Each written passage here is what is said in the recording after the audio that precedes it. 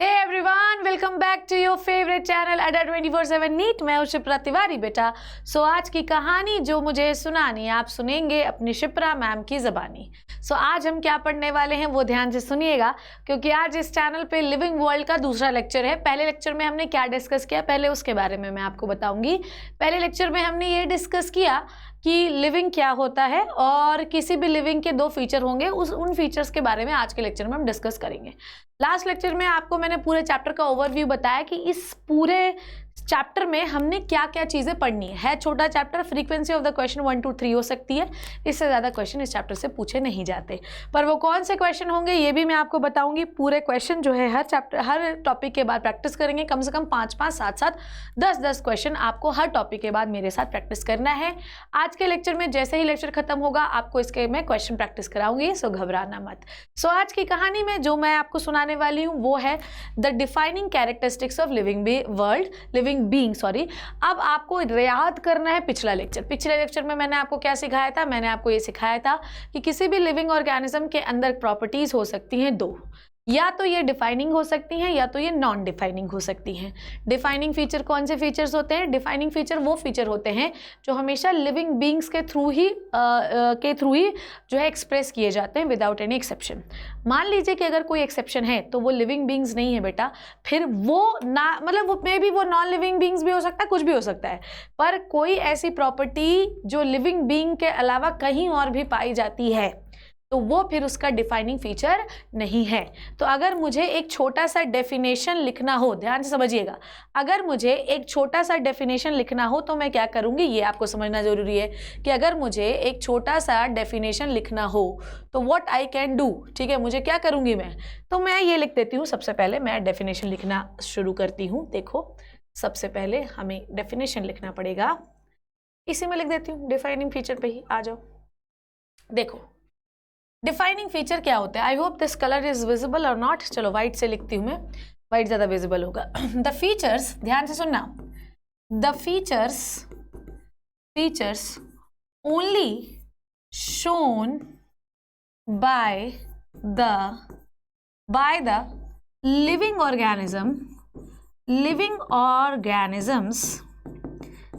organisms without any exception called as, I hope the color is visible to you people, called as defining feature। Front page को भी हम बहुत अच्छे से use करते हुए, है ना, मतलब इससे अच्छा यूज क्या होगा फ्रंट पेज का। लो आ जाओ।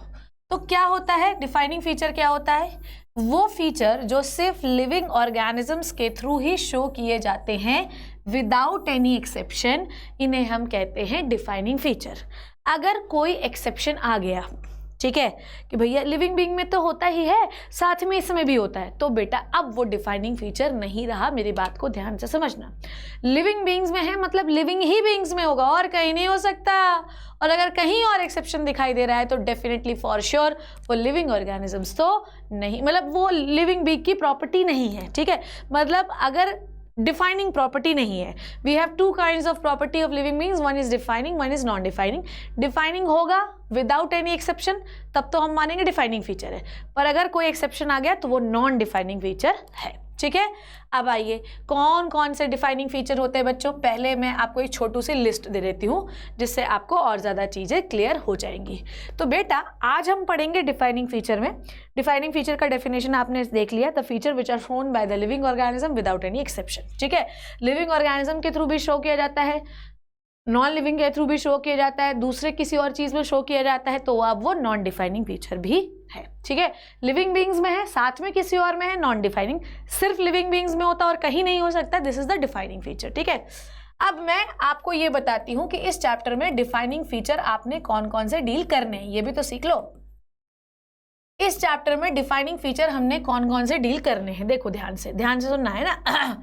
सबसे पहले मैम आपको बताएगी किसके बारे में, सेलुलर ऑर्गेनाइजेशन के बारे में, ठीक है, सेलुलर ऑर्गेनाइजेशन के बारे में, ठीक है।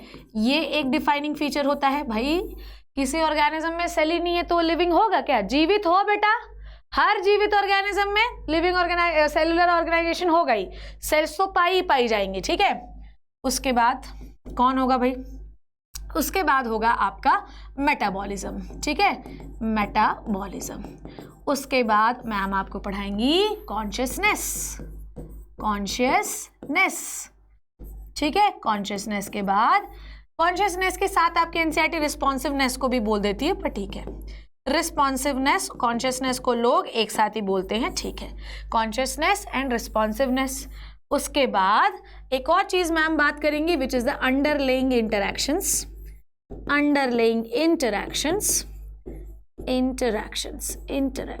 ठीक है, डन। तो ये प्रॉपर्टी है डिफाइनिंग प्रॉपर्टीज बेटा, जो सिर्फ और सिर्फ मेरे राजा, मेरी रानियों, मेरी आंखों के तारों, लिविंग ऑर्गेनिजम्स के थ्रू शो की जाती हैं। मतलब ये लिविंग बीइंग्स में सब में पाई जाएंगी। भैया तुम जीवित हो तो तुम्हारे अंदर ये होना ही चाहिए। ओ मैम बैक्टीरिया भी कॉन्शियस होता है, बैक्टीरिया भी रिस्पॉन्स शो करता है। जी हाँ, बैक्टीरिया भी रिस्पॉन्स शो करता है, वो जीवित है। क्लियर है? आइए अब शो कर पढ़ना शुरू करते हैं। आइए, तो सबसे पहला डिफाइनिंग फीचर हम डिस्कस कर रहे हैं सेलुलर स्ट्रक्चर। तुम मुझे बताओ, तुम खुद सोचो, एक ऐसा ऑर्गेनिज्म जिसे जो कि है वायरस। अगर मैं बात करूं कि वायरस जो है वो किसी होस्ट की बॉडी में जाकर एक्टिवेट हो जाता है मैम, तो वो भी तो लिविंग ऑर्गेनिज्म हुआ बेटा। ये बात यही तो तुमको समझा रही हूं मैं। एक प्रॉपर सेलुलर ऑर्गेनाइजेशन वायरस के पास नहीं होता। समझ में आई बात? इसीलिए वो कैसा होता है, बाहर नॉन लिविंग होता है। समझ में आई बात? कोई ऑर्गेनिज्म अगर लिविंग है तो सेलुलर ऑर्गेनाइजेशन होना चाहिए। सेलुलर ऑर्गेनाइजेशन होने के मतलब ये है कि उसके पास प्रोटोप्लाज्म होना चाहिए। कुल मिला के बात ये है कि उसके पास न्यूक्लियस होना चाहिए। कुल मिला के बात ये है कि उसके पास एक साइटोप्लाज्म होना चाहिए। अब मैम ये बात करो कि मैम प्रोकैरियोटिक यूकैरियोटिक की हम बात करते हैं तो मैम प्रोकैरियोटिक में न्यूक्लियस तो नहीं होता। बेटा प्रोकैरियोटिक की बात करोगे तो प्रोकैरियोटिक में जेनेटिक मटेरियल तो होता है। बोलो, प्रोकैरियोट्स में जेनेटिक मटेरियल तो होता है कि नहीं होता है? ठीक है, जेनेटिक मटेरियल होता है भाई। उनके पास इतना डेवलपमेंट नहीं है कि न्यूक्लियर मेम्ब्रेन पाया जाए, तो जेनेटिक मटेरियल तो होता ही है। यूकैरियोट की बात तो अपन कर ही नहीं रहे, दे आर तो one of the most developed. ठीक है, यूकैरियोट्स में तो पाया ही जाता है। तो अब आपको ये समझना है कि viruses do not have proper cellular organization so that we cannot consider them as a living, so that we cannot place the viruses into the living beings category। Clear है इतनी बात? भैया तुम अगर जीवित हो तो तुम्हारे पास कम से कम एक सेल तो मंगती ही मंगती है। समझ में आई बात? अगर आपके पास एक प्रॉपर सेल नहीं है, अगर आपके पास सेल के अंदर चलने वाला प्रॉपर मैकेनिज्म नहीं है, तो तुम जीवित नहीं हो। जैसे कि वायरसेस के पास लल्ला सेल तो है पर एक प्रॉपर मेटाबॉलिज्म नहीं होता। अगर प्रॉपर मेटाबॉलिज्म नहीं है तो लिविंग नहीं होगा। ठीक है, वायरसेस क्या है, बाहर नॉन लिविंग है क्योंकि मेटाबॉलिक सिस्टम ही ढंग से काम नहीं करता, तो तुम्हें प्रॉपर सेल कंसिडर नहीं किया जाएगा। एक परफेक्ट सेल वही सेल है जिसके अंदर उसके सारे मेटाबॉलिक पाथवे चलते हैं। वायरसेस के पास कुछ भी हो पर उसके बॉडी के अंदर प्रॉपर मेटाबॉलिक पाथवे नहीं चलता, इसलिए हम उसको प्रॉपर सेल कंसिडर नहीं करते। इसीलिए हम उसे एक लिविंग ऑर्गेनिज्म भी कंसिडर नहीं करेंगे। समझ में आई बात? तो एक लिविंग ऑर्गेनिज्म में फॉर श्योर कम से कम मिनिमम एक सेल तो होनी ही चाहिए। समझ में आई बात? मिनिमम एक सेल तो होनी ही चाहिए। अब आप यूनिसेलुलर भी हो सकते हो और मल्टी सेलुलर भी हो सकते हो।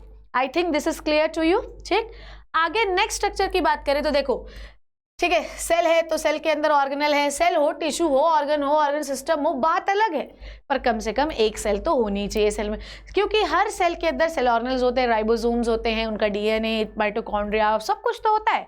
अब आपके पास अगर आप परफेक्ट सेल नहीं हो तो आप लिविंग नहीं हो। ठीक है, नाउ अब मैं आपको one of the most important property के बारे में बात करने वाली हूँ और साथ साथ में इसको आपको एनसीईआरटी से ही भी पढ़ाऊंगी। चलिए शुरू करते हैं अपन। मेटाबॉलिज्म क्या होता है? अगर मैं मेटाबॉलिज्म के बारे में बात करूं तो व्हाट इज मेटाबॉलिज्म एग्जैक्टली मेरे बच्चों?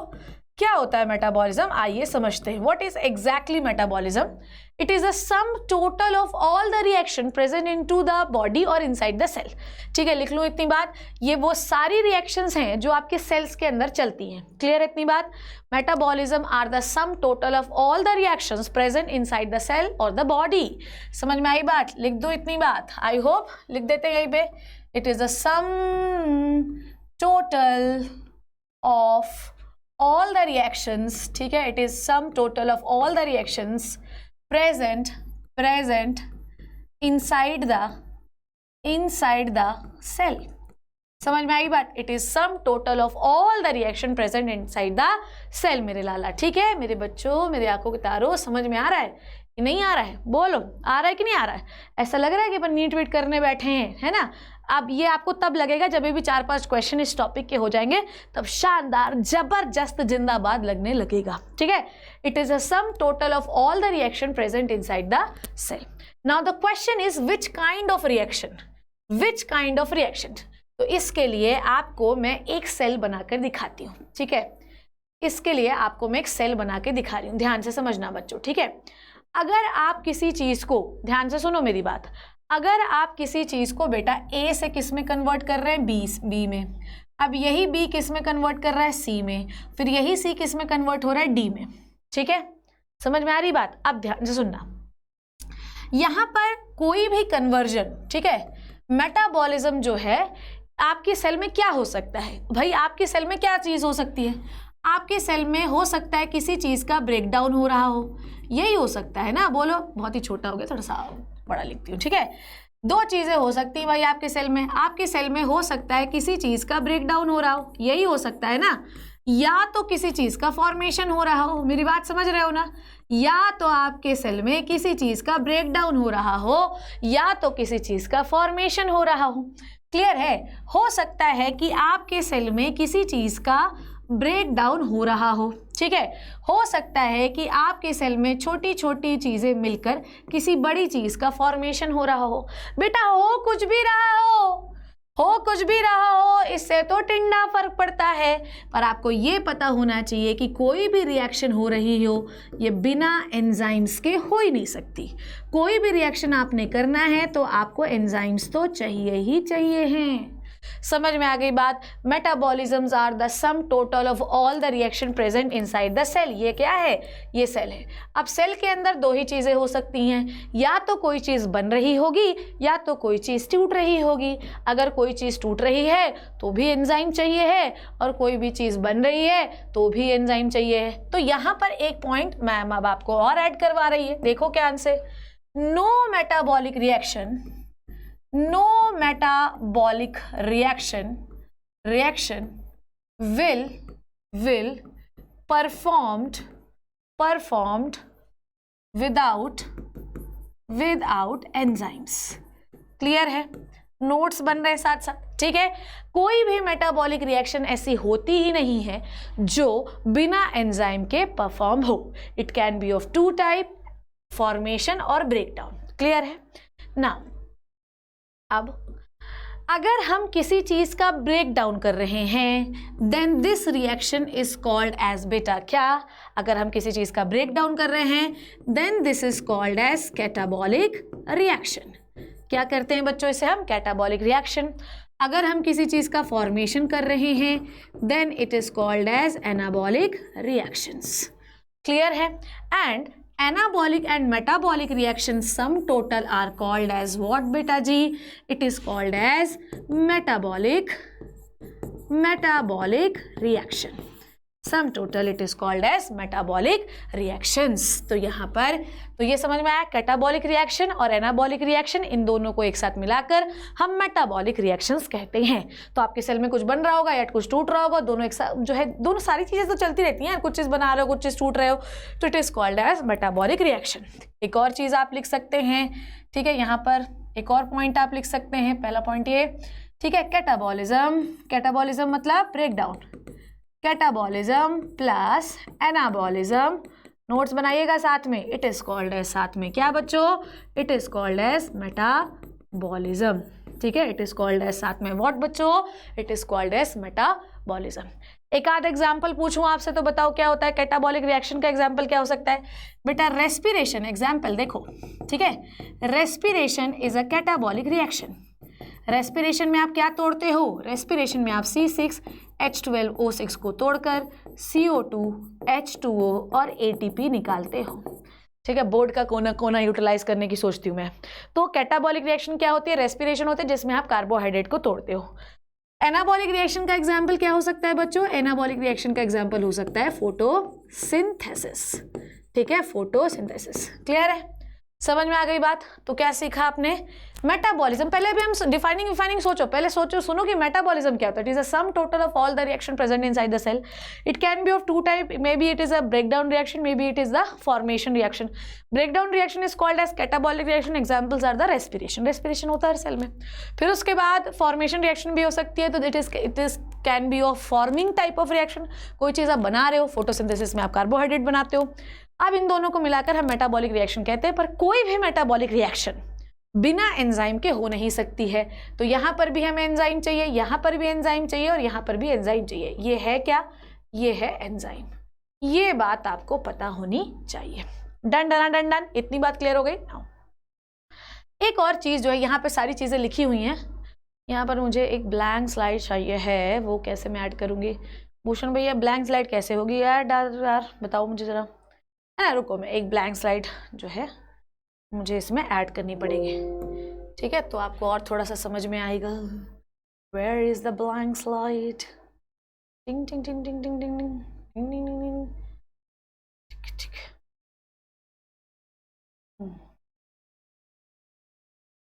रुक जाओ बच्चों, है ना, बस मैम एक स्लाइड कॉपी कर ले, फिर जो है धड़ाधड़ अपन चलाते हैं। चलो आ जाओ, देखो नाउ अब आप सुनो मेरी बात। अब यहाँ तक की कहानी मेरे ख्याल से बच्चों को क्लियर हो गई है।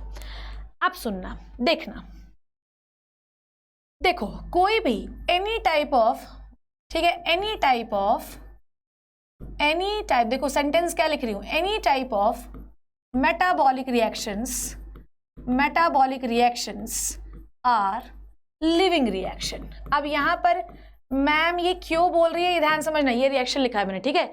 Any type of reactions, any type of metabolic reactions are living reaction. इसका मतलब समझते हो क्या होता है? एनसीईआरटी बिल्कुल सीधे शब्दों में इस बारे में बात कर रही। देखो ध्यान से, देखो भैया, अगर आप किसी सेल के अंदर, ध्यान समझना, किसी सेल के अंदर अगर आप ए से बी बना रहे हैं in the help of enzyme, ठीक है, अगर with the help of enzyme, तब तो ये लिविंग रिएक्शन है। तब तो ये क्या है भैया? लिविंग रिएक्शन है। हम क्यों मान रहे हैं? क्योंकि मैडम जी ये सेल के अंदर चल रही है, तो हम ये मानते हैं लिविंग रिएक्शन है। हम ये क्या मानते हैं? लिविंग रिएक्शन है।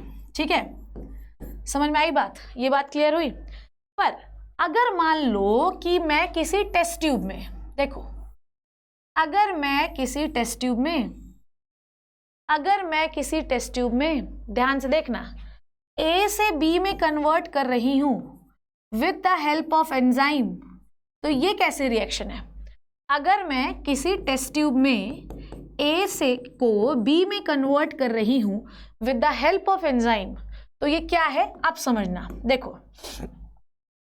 देखो इट इज अ, देखो दोनों में स्टेटमेंट लिख रही हूं, it is a living reaction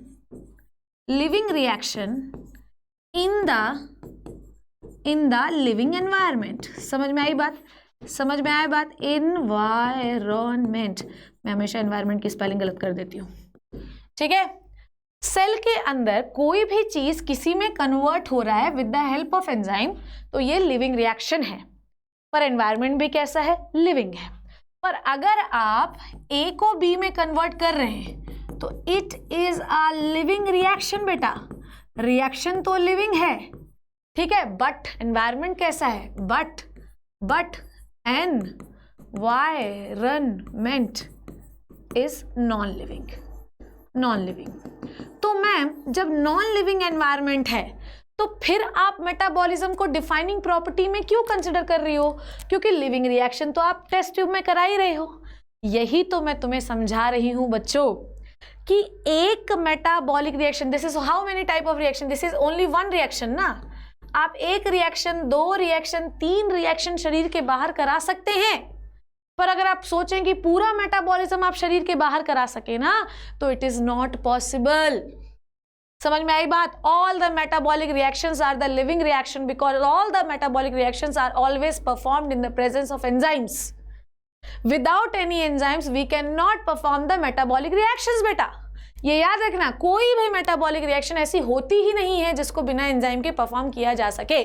याद करो, याद करो, याद करो वो दिन जब हम क्लास 10th में एक्सपेरिमेंट पढ़ा है अपन लोगों ने। कौन सा एक्सपेरिमेंट पढ़ा है? देखो, हमने ये एक्सपेरिमेंट पढ़ा है कि भाई जब आप स्टार्च का सोल्यूशन लेते हैं और उस पर अपना सलाइवा डाल देते हैं तो starch get converted into the maltose. Starch को आप टेस्ट ट्यूब में लेते हैं और उसमें अपना सलाइवा डाल देते हैं तो सलाइवा में सलाइवरी अमाइलेज होता है, जिसकी वजह से टेस्ट ट्यूब में भी पड़ा स्टार्च टूट जाता है माल्टोज में। तो रिएक्शंस तो कहाँ हुई भाई? टेस्ट ट्यूब में हुई, पर किसके प्रेजेंस में हो रही है? एंजाइम्स की प्रेजेंस में। एंजाइम्स कहाँ बनते हैं? सेल के अंदर बनते हैं। तो ये बात हमेशा याद रखना, एंजाइम बाहर भी बना सकते हो आप, पर ये बात आपको बहुत समझनी जरूरी है कि all the metabolic reactions are performed by the help of enzyme in the presence of enzyme. No single metabolic reactions are available जो कि बिना enzymes के हो सके.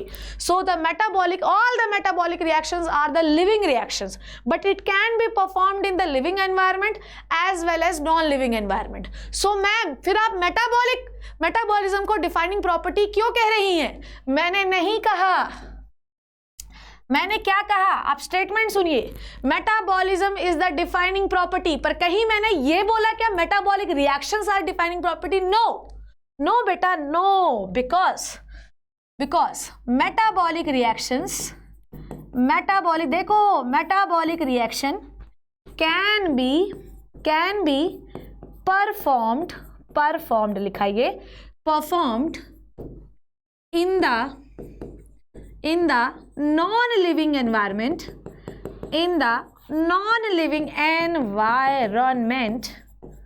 so that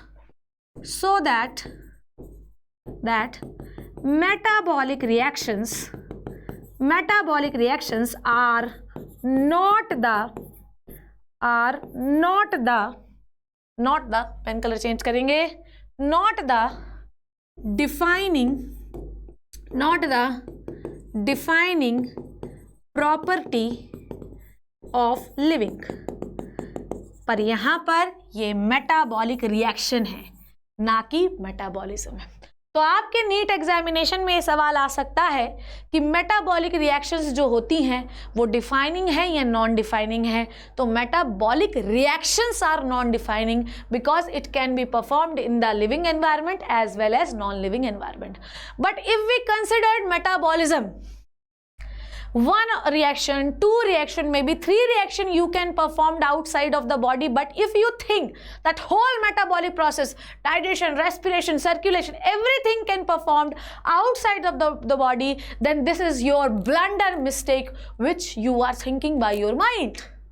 आप पूरा मेटाबॉलिज्म शरीर के बाहर परफॉर्म नहीं करा सकते, इसलिए मेटाबॉलिज्म एक डिफाइनिंग प्रॉपर्टी है, नॉट द मेटाबॉलिक रिएक्शंस। ठीक है, यहां पर स्टेटमेंट मैम अब लिखती हुई, ये लिख लो, देख लो ध्यान से। ठीक है, वी कैन परफॉर्म, देखो मैं लिख रही हूं तो आपको भी मेरे साथ नोट्स बनाना है। We can perform 1 or 2 reactions outside of the cell, but whole metabolism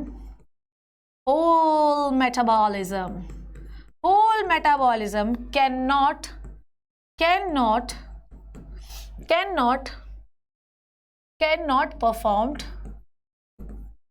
performed outside of the cell. Oh, outside of the cell, अरे यार ये क्या हो रहा है?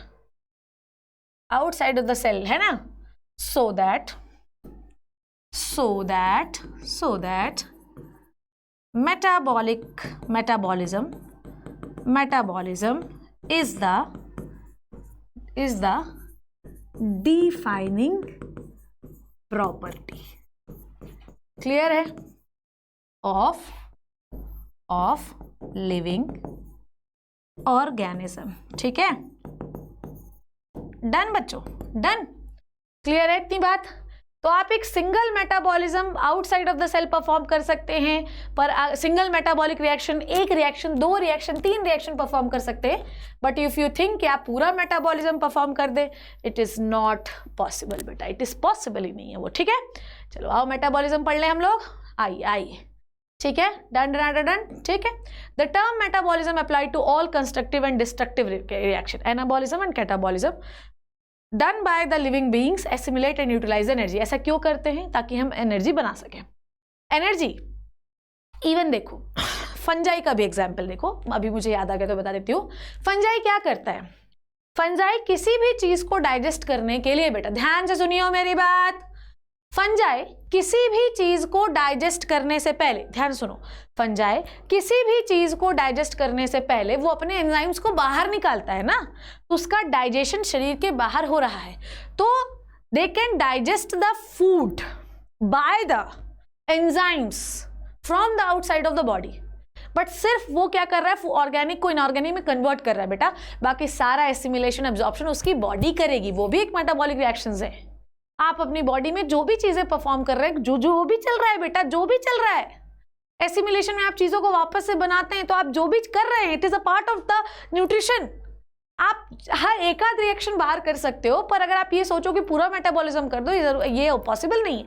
तो फंजाई हाइड्रोलिटिक एंजाइम निकालकर चीज़ों को डाइजेस्ट करते हैं, उनको निकाल अंदर ले लेते हैं, पर बाकी सारा काम तो डाइजेशन का, मतलब न्यूट्रिशन का, वो खुद ही कर रहे हैं ना। तो 1 or 2 reaction can be performed outside of the body, but the whole metabolism can be it performed by the human body, animal body, organism body, anything, ठीक है? समझ में आई बात? The energy is use for the various purposes like growth, movement, development, responsiveness and the reproduction. देखो catabolic reaction में हमेशा heat release होती है, ठीक है, और एनाबॉलिक रिएक्शन ऐसा नहीं समझो, जब आप किसी चीज को तोड़ते हो तो भी एनर्जी निकलती है, जब किसी चीज से बनाते हैं तो भी एनर्जी निकलती है, और एनर्जी लगती भी है, ठीक है? समझ में आ गई बात? चलो, now metabolism is further categorized into the anabolism and catabolism। anabolism में कंस्ट्रक्टिव और कैटाबॉलिज्म में डिस्ट्रक्टिव रिएक्शंस आती हैं। समझ में आ गई बात? चलो, ये सारी चीजें अपन ने पढ़ ली है। नाउ एनाबॉलिज्म क्या होता है? एंडरगोनिक। एंडरगोनिक का मतलब क्या होता है? इसमें एनर्जी लगती है क्योंकि आप किसी चीज को सिंथेसाइज कर रहे हो। कैटाबॉलिज्म एक्सर्गोनिक है, जिसमें एनर्जी बाहर निकलती है, एग्जिट, ठीक है? इस रिएक्शन में कॉम्प्लेक्स सब्सटेंस प्रोड्यूस होता है। फोटोसिंथेसिस एक एनाबॉलिज्म रिएक्शन है, रेस्पिरेशन इस कैटाबॉलिक रिएक्शन होता है। देखो ध्यान से, some metabolic reaction can also be carried out into the cell free medium और outside of the in vitro condition. ये मैंने आपको बता दिया। आई होप मेटाबॉलिज्म आपको अच्छे से क्लियर हो गया। तो we have discuss 2 properties, one is the cellular organisation and second is what बेटा? Second is metabolism. Now it is all about the consciousness. Now ध्यान से सुनना, अब जो मैम चीजें लिखने वाली हैं वो ध्यान से देखो। कॉन्शियसनेस, ध्यान से सुनना, कॉन्शियसनेस, ठीक है, इज द प्रॉपर्टी ऑफ और कैसी property? Defining property of living beings, defining property of living being without any exception, without any exception. समझ में आई बात? क्लियर है? तो कॉन्शियसनेस वो प्रॉपर्टी है जो किसी भी लिविंग ऑर्गेनिज्म में विदाउट एनी एक्सेप्शन पाई जाती है। क्योंकि अगर विदाउट एनी एक्सेप्शन मतलब इसमें भी आपने देखा कि मेटाबॉलिज्म में कितना लोचा था कि मेटाबॉलिक रिएक्शन नॉन डिफाइनिंग है पर मेटाबॉलिज्म डिफाइनिंग है, तो यहाँ पर ये कुछ भी लोचा नहीं है। कॉन्शियसनेस हर लिविंग ऑर्गेनिज्म में पाई जाती है। नौ सवाल ये है कि मैडम जी कॉन्शियसनेस होता क्या है? सवाल ये है कि ये कॉन्शियसनेस होता क्या है? देखो मेरी स्पेलिंग देख लो यार। मैडम जी ये कॉन्शियसनेस होता क्या है? आओ रे बच्चों देखें कॉन्शियसनेस क्या होता है। चलो राजा देखते हैं। Consciousness is the response of living organism towards any stimuli. समझ में आई बात? Consciousness is the is the response, ठीक है, रिस्पॉन्स, अरे यार, consciousness is the response, is the response towards any stimuli, ठीक है। कॉन्शियसनेस वो रिस्पॉन्स है जो किसी स्टिमुलाई के लिए दिया जाता है। मुझे किसी ने तमाचा मार दिया छटाक, तो मैंने बोला तेरी ऐसी की तैसी चीर देंगे तुमको हम, ठीक है, एक झपड़ उसे लगा दिया। तो आपके लिए स्टिमुलाई है वो तमाचा। आपके आंख में कोई पोलन ग्रेन गिर जाए तो आप ऐसे करते, ओ नो ये क्या घुस गया है, ये करते कि नहीं करते?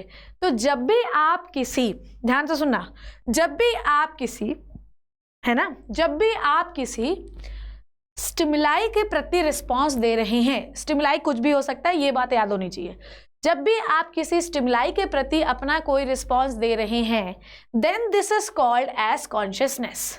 नाउ अब ये स्टिमुलाई कितने प्रकार के हो सकते हैं, ये एक बहुत बड़ा सवाल है। ये स्टिमुलाई कितने प्रकार के हो सकते हैं, ये एक बड़ा सवाल है। बेटा जी, स्टिमुलाई कैन बी फिजिकल, ठीक है, स्टिमुलाई कैन बी फिजिकल, ठीक है, इट कैन बी केमिकल, ठीक है, इट कैन बी बायोलॉजिकल, ठीक है, समझ में आई बात, इट कैन बी बायोलॉजिकल, ठीक है। कॉन्शियसनेस मतलब आप किसी स्टिमुलाई के प्रति अपना रिस्पॉन्स शो करने लगे। मैडम, बैक्टीरिया भी रिस्पॉन्स शो करता है, मैम प्रोटोजोन्स भी करते, क्यों नहीं करते यार? वर्म्स के बारे में बताती हूँ। वर्म्स को अगर आप किसी अंधेरे एनवायरनमेंट में रखोगे ना, तो वहां से तिलमिला के भागेगा वहां से, तो क्या ये रिस्पॉन्स ही तो है। हाइड्रा के जो टेंटिकल होते हैं उन पर जैसे ही उनके आसपास शिकार होता, तुरंत हाइपरोटॉक्सिन निकालते हैं और अपने टेंटिकल से खाने को पकड़कर अंदर मुंह में डाल लेते हैं। तो ये क्या है? रिस्पॉन्स ही तो है। बोलो, है कि नहीं है? बोलो, समझ में आई कि नहीं आई? तो एवरी ऑर्गेनिज्म, चाहे कितना भी छोटा, अमीबा हमेशा अपने स्यूडोपोडियस खाने की ओर क्यों बढ़ाकर उसे घेर लेता है यार? यूनिसेलुलर ऑर्गेनिज्म है ना, नहीं होना चाहिए भाई। कुछ नहीं मैडम, उसके पास तो दिमाग ही नहीं, उसके पास तो ये नहीं, उसके पास तो नहीं, इसकी ऐसी तैसी। तो जब कुछ नहीं है तो कुछ नहीं होना चाहिए, पर ऐसा नहीं होता। कुछ लोग अपने एनवायरनमेंट के लिए उस स्टिमुलाई कुछ भी हो सकता है भाई, उस स्टिमुलाई उनका फूड हो सकता है, उस फूड के लिए वो रिस्पॉन्स कर रहे हैं, अपने स्यूडोपोडिया को घेर कर खाने को अंदर ले रहे हैं। तो consciousness is a property of the response towards anything जो कि बाहर से आ रही है। It can be anything. आपका गुस्सा, आपका दुख, आपका प्यार, आपका दर्द, each and everything is a response due to your consciousness. If you are not conscious, how you can respond? Clear है? समझ में आई बात? तो it can be physical, it can be chemical, it can be biological. Clear है? आपकी body में tobacco का रिस्पॉन्स, कैंसर हो जाना, इट इज द कॉन्शियसनेस। ठीक है। फिजिकल क्या हो सकता है? फिजिकल ऐसा हो सकता है ठंड लग रही है स्किन में रैशेस हो रहे हैं, रेडनेस हो रही है, कॉन्शियसनेस है। आपकी body each and every cell is conscious about the behaviour कि उसे कैसा रिस्पॉन्ड करना है। समझ में आ गई बात? डन हो गई इतनी बात? नाउ ध्यान से सुनना, ठीक है। अब कॉन्शियसनेस एंड रिस्पॉन्सिवनेस देखो। कॉन्शियसनेस एक प्रॉपर्टी है जिसमें हर ऑर्गेनिज्म की cell knows what they can do and what they are going to do and what they want to do। हर सेल को ये पता है कि उसे क्या करना है, ठीक है। बट कई बार रिस्पॉन्स होता है, कई बार रिस्पॉन्स नहीं होता। तो consciousness and responsiveness, consciousness we are aware and responsiveness we are responding. Both are different properties. Consciousness I know कि कल मंडे है, रिस्पॉन्सिवनेस सुबह 6 बजे उठ के नहा के स्कूल चली जाओ, ये है रिस्पॉन्सिवनेस। तो हर लिविंग ऑर्गेनिज्म जो कॉन्शियस है वो रिस्पॉन्सिव भी होगा, भले ही आप शांत रह के खड़े हैं, क्योंकि आप रिस्पॉन्स कर रहे हैं, क्योंकि आप खड़े शांत रहना चाहते हैं। तो every organism who are conscious they are responsiveness. So the consciousness and the responsiveness both are the defining property of living organism. ठीक है, क्लियर हो गई इतनी बात? नाउ ठीक है, चलो पहले पढ़ना शुरू करते हैं। ठीक है। इट इज द अवेयरनेस, ठीक है, it is the awareness of the surrounding and the response to external stimuli. External stimuli can be physical, chemical और biological. Stimuli perceived by the sense organ, देख रहे हो, खा रहे हो, आपने बोलता क्या तीखा गोलगप्पा बनाया। अभी जस्ट मैं गोलगप्पा खा के ही पूरे कम से कम मैंने आज 25-30 तो खाई होंगे। खा पी के ये तो कैसा बना, अच्छा नहीं बनता, मैंने खुद से ही बनाया तो बहुत ही गंदा बना, तो गए ठूस के आ गए। तो इट इज़ अ रिस्पॉन्स ना, कि खा तो लिया है पर मज़ा नहीं आ रहा है, मुंह बना रही है ना मैडम, तो it is a response because I am conscious about the taste. ठीक है, तो ये कौन परसीव करता है, आईज, ईयर, नोज, ये सारे करते हैं। प्लांट्स जो होते हैं ये भी तो रिस्पॉन्स शो करते हैं, जैसे कि एक मैं आपको GIF भी लेके आई हूँ, कहाँ गया, लुक एट दिस। सनफ्लावर हमेशा किस चीज़ के लिए कॉन्शियस है, लाइट। मेरे ऊपर ज़्यादा लाइट पड़ेगी तो ही मैं उधर रिस्पॉन्स करूंगा, तो वो उसका रिस्पॉन्सिवनेस कब शुरू होता है, जब उसके ऊपर परफेक्ट लाइट पड़ती है। Is this clear? तो इसका मतलब ये कि लाइट भी एक स्टिमुलाई ही है बेटा। तो देखो जैसे यहाँ पे अपन ने 3 लिखे थे, फिजिकल, केमिकल और बायोलॉजिकल। तो बेटा लाइट भी क्या है, लाइट क्या है, लाइट हो गया फिजिकल, ठीक है, टेम्परेचर हो गया एक फिजिकल, विंड हो गया एक फिजिकल, ये हो गया फिजिकल फैक्टर जिसके प्रति ऑर्गेनिज्म रिस्पॉन्स करता है। केमिकल क्या होता है, केमिकल होता है response of pollen tube towards ovary. तो अगर आप पोलन ट्यूब की बात करें, जो स्टिग्मा होता है उसके ऊपर पोलन ग्रेन रिलीज हो जाता है। पोलन ग्रेन रिलीज होने के बाद क्या होता है, अपनी पोलन ट्यूब डेवलप करता है। और पोलन ट्यूब ना बेटा इधर उधर कहीं नहीं घूमती, पोलन ट्यूब हमेशा कहाँ की ओर मूव करती है, ओवरी की ओर मूव करती है। तो ओवरी क्या गाना गाती है, आजा आजा आजा आजा आ, no, ovary releases some chemical which attracts the pollen tube to always enter at the micropylar end and fertilize with the egg and the polar nuclei। Clear है, ये समझ में आई बात? तो हमेशा ओवरी सम केमिकल रिलीज करती है जिसके रिस्पॉन्स पे पोलर ट्यूब उसके पास आता है और माइक्रोपाइलर एंड से एंट्री ले लेता है। बायोलॉजिकल में क्या होता है, सेल रिलीजेस सम केमिकल, ठीक है,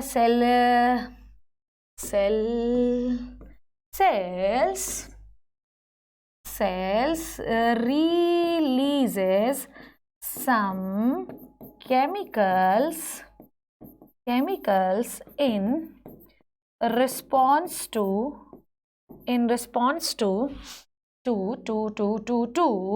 organisms, in response to other organism। अभी समझा रही हूँ, टेंशन नहीं लो, ठीक है। देखो ध्यान से, आप लोगों ने इंटरफेरॉन्स के बारे में पढ़ा है, और अगर नहीं पढ़ा होगा तो क्लास 12th में पढ़ेंगे, और अगर जो 12th वाले देख रहे हैं उन्होंने पढ़ रखा होगा। हम जब भी वायरस किसी सेल को इन्फेक्ट कर देता है, समझो बात को, मान लो कि इस सेल में वायरस घुसा हुआ है, ठीक है, वायरस, ठीक है, वायरस, ठीक है, और इसके आजू बाजू और बहुत सारी सेल पड़ी हैं, ठीक है, ये नॉर्मल सेल पड़ी हैं, ठीक है, ये है नॉर्मल सेल। तो बेटा ये वाली जो सेल होगी ना, ये हमेशा क्या निकालती है, केमिकल, ये क्या हुआ भैया साहब, बहुत सारे क्या निकालते हैं, केमिकल। रुक जाना बच्चों, है ना, रुक जाना, है ना, ठीक है। तो क्या निकालती है, ये जो वायरस इन्फेक्टेड सेल्स है, ये क्या निकालती है बच्चों, ये निकालती है बहुत सारे केमिकल्स। इन केमिकल्स को हम कहते हैं इंटरफेरॉन्स। इन केमिकल्स को हम क्या कहते हैं बच्चों, इंटरफेरॉन्स। और इन इंटरफेरॉन्स की वजह से ये सेल्स कभी भी इस सेल के पास नहीं आती, क्योंकि अगर पास आएंगी तो इन्फेक्शन हो जाएगा। तो consciousness is the response towards the any stimuli. Stimuli can be physical, it can be chemical, it can be biological, ठीक है। समझ में आई ये बात? पोलन ट्यूब का ओवरी की ओर जाना, ये होता है आपका फिजिकल। बायोलॉजिकल में इंटरफेरॉन्स, वायरस इन्फेक्टेड सेल्स एक केमिकल निकालती है जिसे हम इंटरफेरॉन कहते हैं, ताकि दूसरी नॉर्मल सेल उसके पास ना है, नहीं तो इन्फेक्शन हो जाएगा। लाइट, कोई भी, जैसे कि अभी आपको एग्जांपल बताती हूँ, लाइट, टेम्परेचर, ये भी एक फिजिकल फैक्टर्स होते हैं जिसके लिए ऑर्गेनिज्म जो होता है वो रिस्पॉन्स करता है। जैसे फोटो पीरियोडिज्म, जैसे कि यहाँ पर एक एग्जाम्पल मैम ने लिखा है, कॉन्शियसनेस का एक एग्जाम्पल है फोटो पीरियोडिज्म। इसका स्टिमुलस कौन है बेटा जी, लाइट, ठीक है। हर प्लांट को एक ही प्रकार की लाइट नहीं चाहिए होती है फ्लावरिंग के लिए, यही तो आपको समझा रही हूँ। हर ऑर्गेनिज्म को एक ही प्रकार की लाइट नहीं चाहिए होती है फ्लावरिंग के लिए। Organism need different kinds of different intensity of light। इसी आधार पर we have different kinds of plant, short day plant, long day plant, day neutral plant, ठीक है। हम पढ़ेंगे इनके बारे में, हम पढ़ेंगे ये तीनों प्लांट के बारे में, शॉर्ट डे, लॉन्ग डे और डे न्यूट्रल प्लांट के बारे में, आपको समझ में आएगा। तो अगर आपके प्लांट का रिस्पॉन्स टुवर्ड्स द लाइट है, अगर उसके लिए स्टिमुलस लाइट है, तब हम उस एक मैकेनिज्म को फोटोपीरियोडिज्म कहते हैं। अब प्लांट कॉन्शियस है ना, कि I am a short day plant, मुझे डे लेंथ छोटी चाहिए, I am a long day plant, मुझे डे लेंथ बड़ी चाहिए, तो आई एम द लाइट, मुझे लाइट है मेरे स्टिमुलस। जैसे सनफ्लावर हमेशा लाइट की ओर ही मूव क्यों करता है, क्योंकि वो सनफ्लावर है, उसका स्टिमुलस क्या है बेटा जी, उसका स्टिमुलस लाइट है बच्चों, ठीक है। नेक्स्ट इज एनिमल माइग्रेशन, ठीक है, इसके लिए लाइट भी है और टेम्परेचर भी है। जब डे लेंथ छोटी होने लगती है साइबेरिया में और टेम्परेचर गिरने लग जाता है, तो साइबेरियन क्रेन जो होती है वो वहाँ से माइग्रेट होकर इंडिया में जो है एक जगह है राजस्थान में कोलियोराइडो नेशनल पार्क, वहाँ पर जाकर अपने अंडे छोड़ती है, अपने जो है अंडे छोड़कर चली जाती है वापस। यहाँ के परफेक्ट एनवायरनमेंट में उसके बच्चे पैदा होते हैं। जैसे ही वहाँ का टेम्परेचर ठीक होता है, लाइट इंटेंसिटी ठीक होती है, वो अपने बच्चों को वापस उड़ाकर ले जाती है। ये हम क्लास 12th में पढ़ेंगे, ठीक है। तो ये क्या हो गया, ये हो गया सीजनल माइग्रेशन, सीजन चेंज होता है तो माइग्रेशन रिस्पॉन्स है साइबेरियन क्रेन का। नेक्स्ट इज सीजनल ब्रीडर्स, जैसे कि लॉन्ग डे ब्रीडर, इनको डे लेंथ ज्यादा चाहिए है, ठीक है, जैसे कि मेयर, घोड़ी, ठीक है, समझ में आई बात। शॉर्ट डे ब्रीडर्स जैसे कि शीप और गोट्स, क्लियर है, साइबेरियन क्रेन ये है, क्लियर। तो response towards the pollen tube, ये क्या है, इसके लिए क्या चाहिए, इसके लिए केमिकल चाहिए, ठीक है। सीजनल ब्रीडर के लिए क्या चाहिए, लाइट और टेम्परेचर चाहिए। तो ये लाइट, टेम्परेचर, केमिकल, ये सब फैक्टर्स होते हैं जिनके लिए ऑर्गेनिज्म रिस्पॉन्स करता है। रिस्पॉन्स में वो ब्रीडिंग भी कर सकता है, मूवमेंट भी कर सकता है, कुछ भी कर सकता है, क्लियर है, समझ में आ गई बात। चलो एक बार पढ़ लें, ठीक है। ये स्टिमुलस कुछ भी हो सकता है, इट कैन बी वाटर भी हो सकता है, टेम्परेचर भी हो सकता है, पॉल्यूटेंट भी हो सकता है, कुछ भी। An organism are able to sense, ठीक है, response to environmental factor. Organism also handle chemical entering their bodies. Human beings have an additional facility, faculty नहीं होता, it is the facility of the self consciousness, awareness of the self. तो ये आपको पता होना चाहिए कि ह्यूमन के पास एक एडिशनल प्रॉपर्टी है जिसे हम सेल्फ कॉन्शियसनेस के नाम से जानते हैं। Humans has an additional property called as, ठीक है, क्या बुरा लिख रही हूँ पर इट्स ओके, ठीक है, समझ आ रही चाहिए मेरे बच्चों को। एक ही चीज जो है 2-3 बार हो चुका है, called as self consciousness, clear है बच्चों, सेल्फ कॉन्शियसनेस। तो ह्यूमन बीइंग के पास एक एडिशनल प्रॉपर्टी होती है जिसे हम सेल्फ कॉन्शियसनेस के नाम से जानते हैं, ठीक है। आई थिंक ये बात आपको क्लियर हो गई कि ह्यूमन बीइंग के पास एक एडिशनल प्रॉपर्टी है जिसे हम सेल्फ कॉन्शियसनेस के नाम से जानते हैं। सेल्फ कॉन्शियसनेस का मतलब ये होता है कि दे आर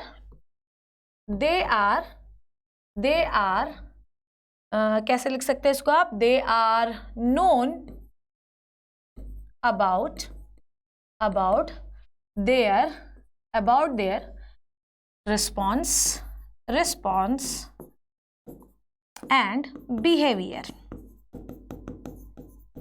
ध्यान से समझना, ह्यूमन बीइंग्स जो होते हैं ये सेल्फ कॉन्शियस होते हैं। इसका मतलब ये कि ह्यूमन को अच्छे से पता होता है कि व्हाट दे आर डूइंग, ठीक है। सेल्फ कॉन्शियस का मतलब ये होता है, भाई कुत्ते को तुम कितना भी घी खिला दो, ठीक है, घी नहीं पचा पाता वो, ये तो कहावत है। खैर, कुत्ते का तुम कितना भी मेकअप कर दो, कुत्ता बोलेगा हाय राम आज तो मैं बहुत ही ब्यूटीफुल लग रहा हूँ, वो ऐसा नहीं बोलता। पर अगर इंसान को आप कितना भी सुंदर बना दें तो इंसान प्रॉपरली रिस्पॉन्स करता है कि वाह आज तो मैं बड़ा ब्यूटी दिख रहा हूँ, ठीक है। तो ह्यूमन जो होते हैं वो प्रॉपरली रिस्पॉन्स करते हैं क्योंकि हम लोगों ने भैया अपना बिहेवियर बना रखा है वैसा, क्लियर है। तो ह्यूमन बीइंग जो होते हैं they are known about their behaviour because they are self conscious, they know what they are doing. भाई अगर किसी कुत्ते को बोल दिया जाए भोपाल से जाओ दिल्ली दौड़ जाओ तो वो कुत्ता पहुंच पाएगा क्या, मे भी नहीं पहुंच पाएगा। पर हम जो है हमें पता है एक जाना है, एक इंटरनेट पे टिकट बुक करनी है, ट्रेन में बैठ जाना है, प्लेन में बैठ जाना और पहुंच जाना है। तो we are conscious, we know what we are doing. समझ में आ गई बात। तो अब आपने ये सीखा कि every living organism are conscious. अब व्हाट दे आर डूइंग, मतलब व्हाट दे आर डूइंग तो सेल्फ कॉन्शियसनेस हो गया जो ह्यूमन बीइंग के पास है सिर्फ। But organism have ability to respond the external stimuli like the temperature, like the chemicals, like the water, like the light, anything, ठीक है। जैसे कि शीप विंटर में ब्रीड करता है, गोट समर में, हॉर्सेस ऑटमन में। Humans are the only organism who are aware himself called self consciousness.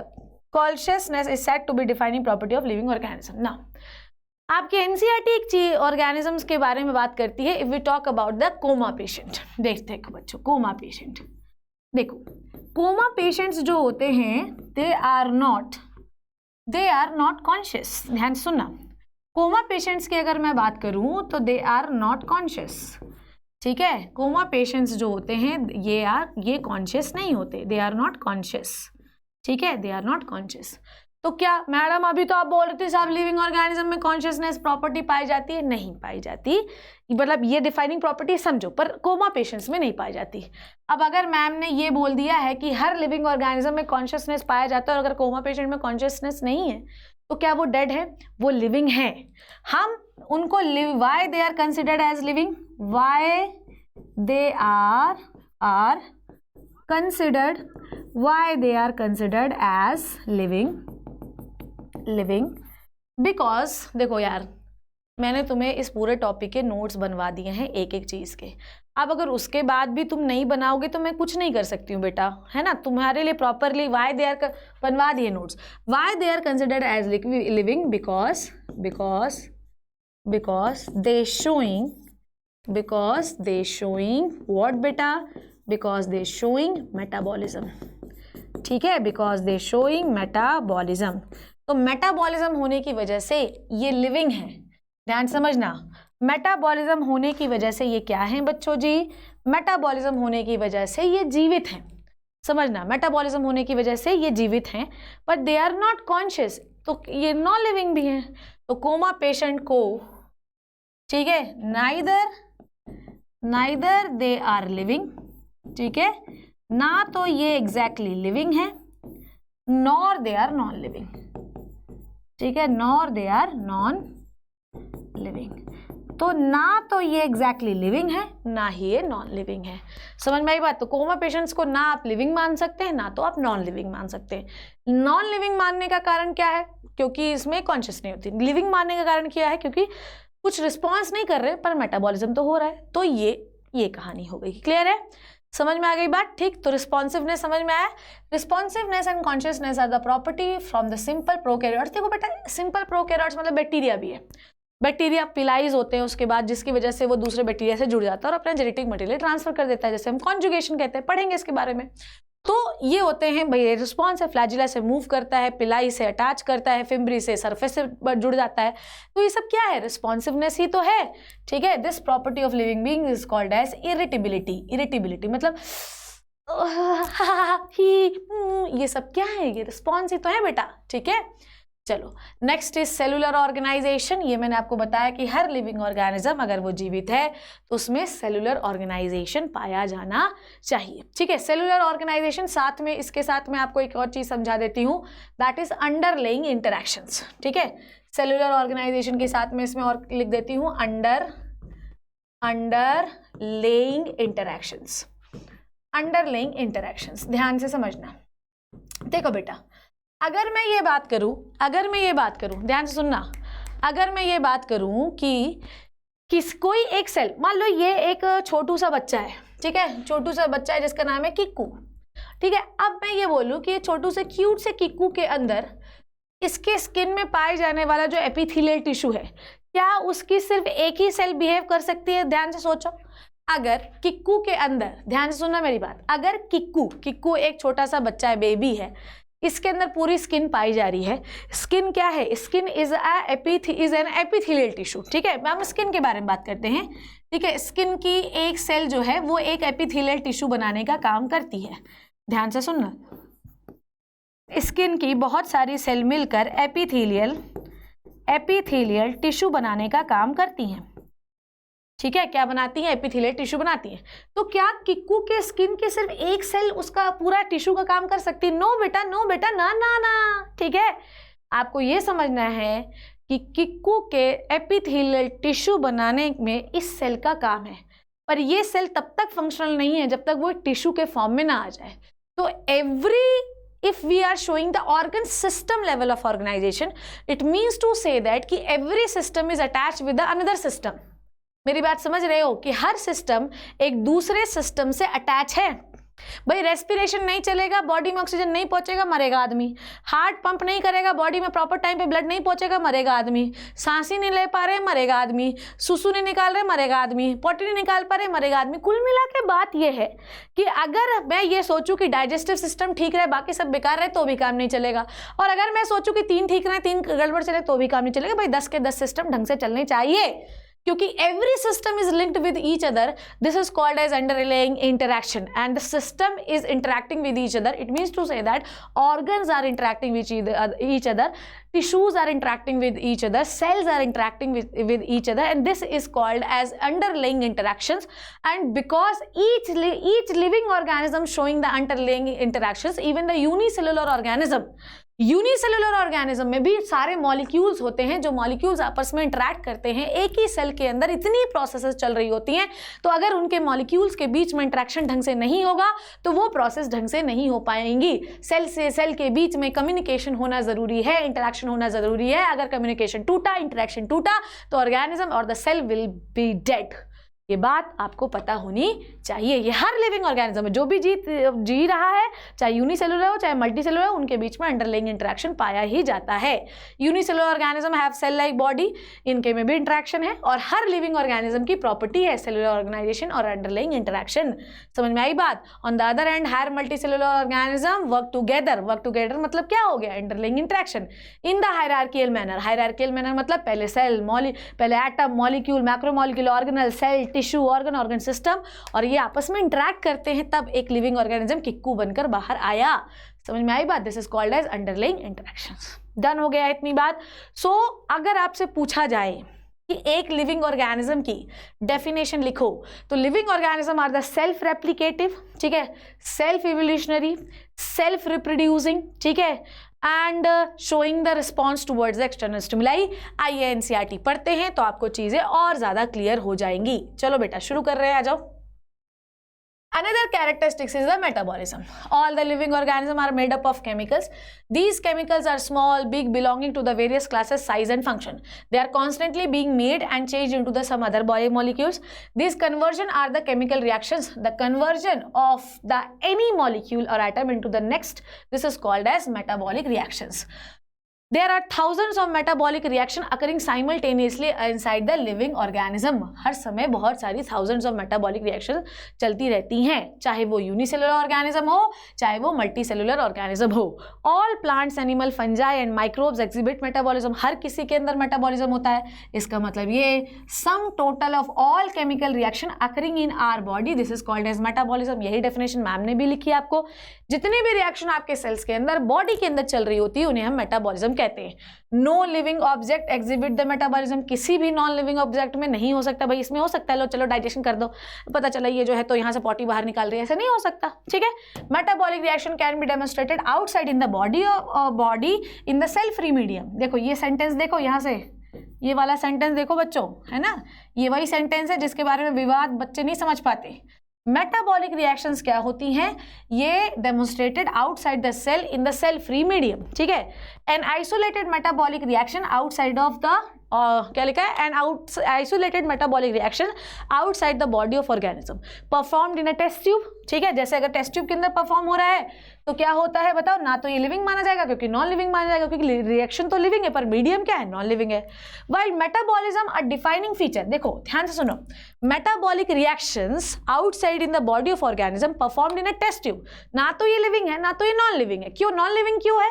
क्योंकि टेस्ट ट्यूब के अंदर हो रही है। लिविंग क्यों माना जाएगा? क्योंकि हर मेटाबॉलिक रिएक्शन एंजाइम के प्रेजेंस में होती है, इसलिए उसको हम लिविंग कंसिडर करेंगे, ठीक है। समझ में आई बात? While metabolism is the defining feature of all living organisms without any exception, ये याद रखना है आपको, ठीक है। Isolated metabolic reaction in vitro are not living things but surely a living reaction, ये भी एक स्टार पॉइंट है। ये एक लिविंग कैरेक्टर नहीं है पर लिविंग रिएक्शन है।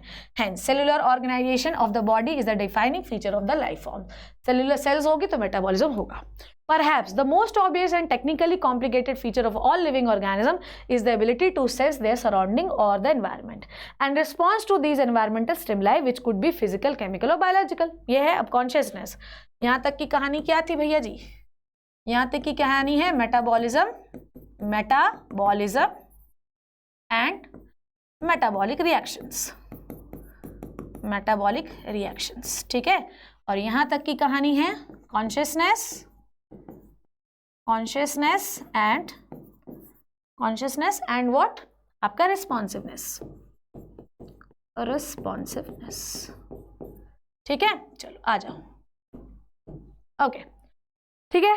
चलो तो ये कुछ भी हो सकता है, देखो external stimuli, light, water, temperature, biological, physical, chemical, कुछ भी pollutants. All organism from the prokaryotes to the eukaryote, ठीक है, have the sense and response, कहाँ गया, सेम चीज वही है, ठीक है, कहाँ गया यार। All living organisms from prokaryotes to the most complex eukaryote can sense and respond to the environmental cues. Photo period affect the reproduction of the reproduction in the seasonal period. Photo period का मतलब light intensity, seasonal breeder पे affect कर सकती है, ठीक है भाई। कोई long day breeder, कोई short day breeder, अभी आपको बताया। कोई photo periodism का effect plant में भी हो सकता है। Plant and animals, all living organisms handle chemical entering their body. Pollen tube का movement towards the ovary, ठीक है। All organisms, therefore, we are aware of their surrounding. Human beings is the only organism who are aware about himself. मैं कितनी सुंदर लग रही हूँ, हाय, ठीक है। कुत्ते को कोई मतलब नहीं, सुअर को कोई मतलब नहीं, ठीक है। Consciousness, therefore, become a defining property of living organism.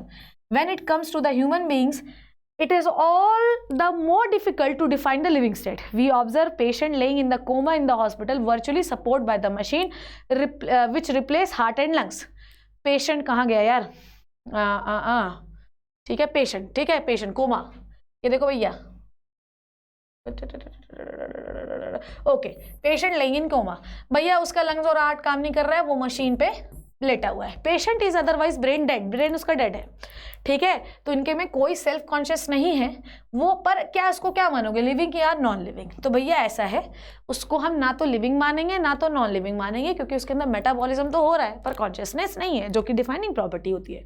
In higher cases you will come to know that all living phenomena are due to the underlying interaction. हर लिविंग ऑर्गेनिज्म, देखो सब चीज़ मैंने हाईलाइट कर दी है, अंडरलाइंग इंट्रैक्शंस मैंने अभी आपको बताए। आप बड़ी क्लासेस में ये समझेंगे कि अंडरलाइंग इंट्रैक्शंस की वजह से ही सारी कहानी हो रही है। Properties of tissues are not present in the constituents of cell.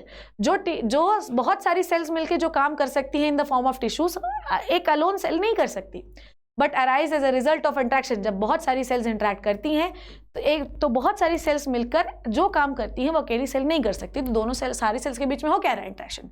Similarly, the property of cellular organelles are not present in the molecular constituent. भाई माइटोकॉन्ड्रिया जो प्रॉपर्टी शो करेगा वो सिंगल मॉलिक्यूल नहीं शो कर सकता, but as a result of interaction the molecular component comprises of organelle. समझ में आई बात? बट इंट्रैक्शन की वजह से सारे मॉलिक्यूल्स ऑर्गेनल की तरह, मतलब ऑर्गेनल में जाकर ऑर्गेनल की तरह बिहेव करवाते हैं।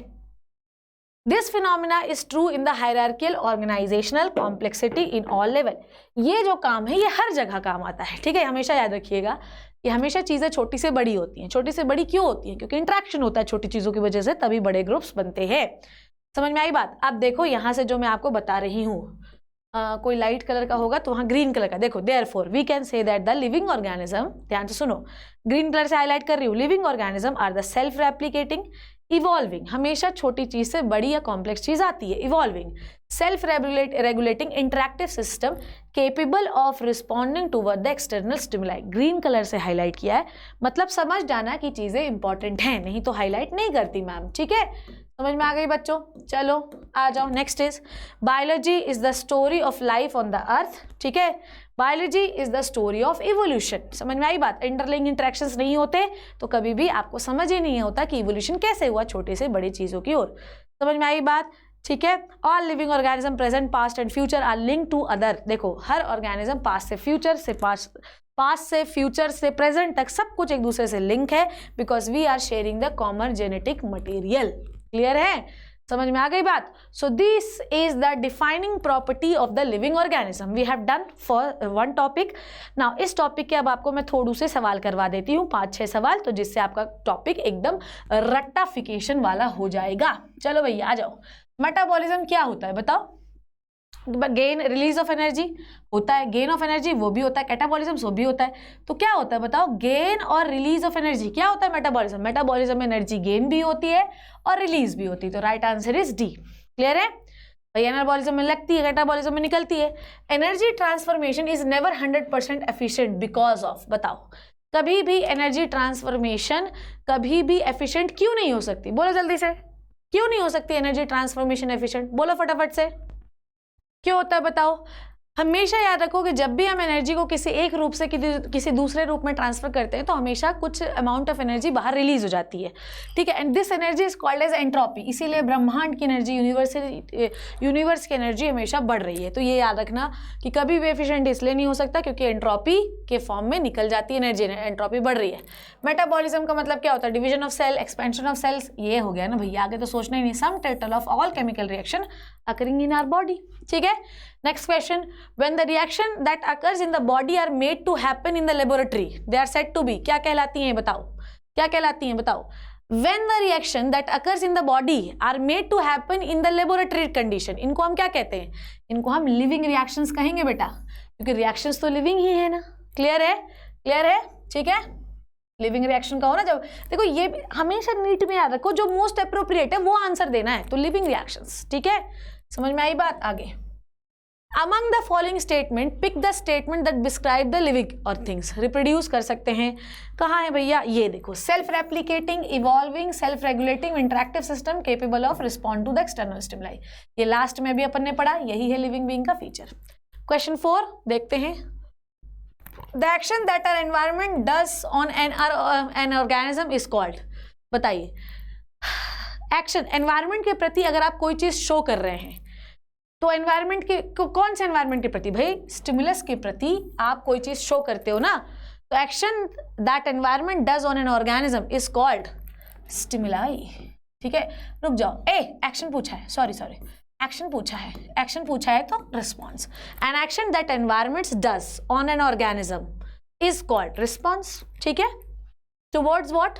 ठीक, खत्म। तो ये थे 6 क्वेश्चन। सो आज बच्चों हमने क्या सीखा? आज हमने सीखा the defining property of the living organism बहुत अच्छे से। आपको इस पूरे लेक्चर में मैंने आपको पूरे नोट्स भी बनवा दिए हैं, पूरे क्वेश्चंस भी करवा दिए हैं, एनसीईआरटी भी पढ़वा दी है। इससे ज़्यादा क्या चाहिए बेटा? सब कुछ कंप्लीट हमने कर लिया है, सॉलिड कर लिया है टॉपिक को। नेक्स्ट क्लास में हम बात करेंगे non defining property of the living organism. आप इन लेक्चर्स को देखते रहिए, इंजॉय करिए। कुछ प्रॉब्लम हो, समस्या हो तो मुझे बताइए। See you in the next amazing session with the practice session. 5-7 question हम हर लेक्चर के बाद करेंगे, तो टेंशन नहीं लेना। तब तक मिलते हैं। Thank you so much and bye bye.